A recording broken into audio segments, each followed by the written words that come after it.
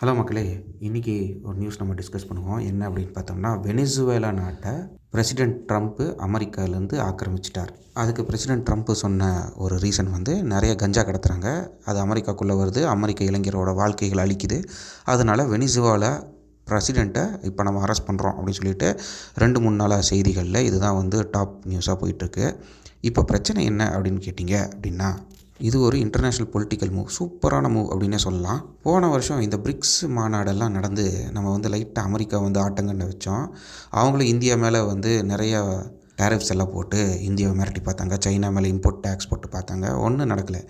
So அல்டிமேட்டாக என்ன நடந்துச்சுன்னா, பிரிக்ஸ் கரன்சி வந்து தலை தூக்கிடும் அப்படின்னு சொல்லிட்டு ஒரு பெரிய கான்ஸ்பிரசி வந்துச்சு. பிரிக்ஸ் கரன்சியில் அதுவுமே ரஷ்யா வந்து பயங்கரமாக வந்து ஒரு மூவெல்லாம் பண்ணாங்க. நாங்கள் மிசைல் டெவலப் பண்ண போகிறோம் அப்படி இப்படின்லாம் பண்ணி நல்லா அப்படியே வெளிநாட்டு வெஸ்டர்ன் கண்ட்ரிஸ் ஃபுல்லாக அப்படி பயம் காட்டி நிற்க வச்சுருந்தாங்க ஏஷியன் கண்ட்ரிஸு. ஆனால் இந்த ஒரு மூவ் அடுத்த ஒரு 5 வருஷத்துக்கு அமெரிக்காவை தான் மேலே வச்சுருக்கோம். அது என்ன மூவ் அப்படின்னு கேட்டிங்கன்னா, வெனிசுவேலாவை பிடிக்கிறது தான். சரி, அப்படி வெனிசுவேலாவில் என்னப்பா இருக்குது அப்படின்னு கேட்டிங்கன்னா, ஆயில் ரிசர்வ். நீங்கள் சும்மா கூகுளில் உலகத்தில் எந்த நாட்டில் அதிக ஆயில் ரிசர்வ் இருக்குது அப்படின்னு தேடி பாருங்கள். ஃபஸ்ட்டு வர ரிசல்ட்டு வெனிசுவேலா தான். அதுக்கப்புறம் தான் ஈரானு, சவுதி அரேபியாலாம் வரும். ஏன்னா அவ்வளோ ஆயில் ரிசர்ச் வச்சுட்டு அந்த கண்ட்ரிக்கு என்ன பண்ணுறதுன்னு தெரியாமல் மொக்கத்தனமாக தப்பான ஒரு கவர்மெண்ட்னால தப்பான வழி நடத்துறதுனால அந்த நாடே நாசமாக போச்சு.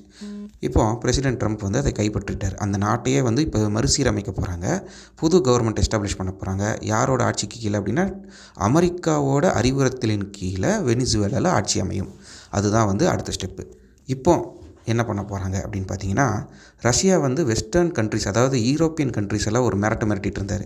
எவனாவது எதிர்த்து பேசிங்கன்னா ஆயில் அப்படியே ஃபுல்லாக கட் பண்ணி விட்ருவேண்டா அப்படின்னு சொல்லிட்டு மிரட்டிட்டு இருந்தாங்க. ஆனால் இனி ரஷ்யாவால் அப்படி செய்ய முடியாது. ஏன்னா அமெரிக்கா கிட்ட இப்போ க்ரூட் ஆயில் கோரே இருக்குது. உலகத்தோட அதிக ரிசர்வே அவங்ககிட்ட தான் இருக்குது. பெட்ரோல் வேணுமா, யூரோப்பியன் கண்ட்ரிஸ்க்கு ஃபுல்லாக அடுத்த 10 வருஷத்துக்கு நான் ஃப்ரீயாகவே தருவேன் அப்படிங்கிற அளவுக்கு அவங்ககிட்ட இப்போ ஆயில் ரிசர்வ் இருக்குது.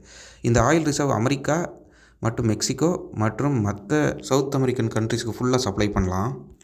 ஐரோப்பா நாடுகளுக்குமே அனுப்பலாம். அவ்வளோ ஆயில் ரிசர்வ் இருக்குது. உலகத்திலே மறுபடியும் டாலரை தலை தூக்கிறதுக்காக ஒரு பெஸ்ட்டு மூவ் அப்படின்னு சொல்லலாம். பிரிக்ஸ் கரன்சி தங்கத்தை பேக் பண்ணியிருக்கு. அமெரிக்கன் கரன்சி இப்போ ஆயிலை பேக் பண்ணியிருக்குது.